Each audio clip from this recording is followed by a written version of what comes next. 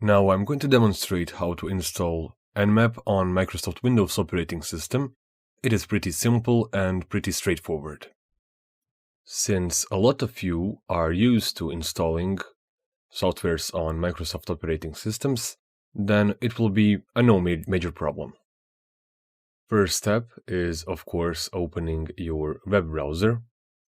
You can use whatever web browser is available to you. Just run nmap search query and then press download on the first available result. Then navigate through page and search for Microsoft binaries and press on this exe file. Choose the destination where you want to save the download and press save.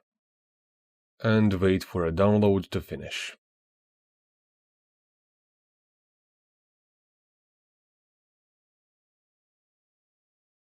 When download is finished, just open the destination of the downloaded file. Right-click on it and press Run as Administrator. Click Agree and click Next. Here you can change the destination of Nmap install. You can choose any folder where you want your Nmap installation to be in. After you finished everything that you needed with installation, just press Install. And just wait for installation to finish. Press Agree on User License Agreement, and inside Installation Options window, just check Support Row 802.11 traffic and monitor mode for wireless adapters. Again, wait for installation to finish. Click Next and finish.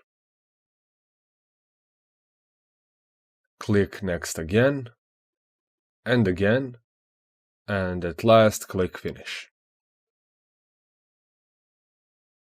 You are done with Nmap installation. Now just navigate to a desktop. Then right-click on Nmap Zenmap GUI and click on Run as Administrator. Turn off the application, then again right-click on Nmap Zenmap GUI and click on Properties. Then click on Open File Location, which will open the destination folder of Nmap. Press Shift on your keyboard, and while holding Shift, do a right-click on a free space inside a folder, and click on Open Command Window here. Inside a command window, just type in nmap.exe. That is how you install and run Nmap from a Windows command line.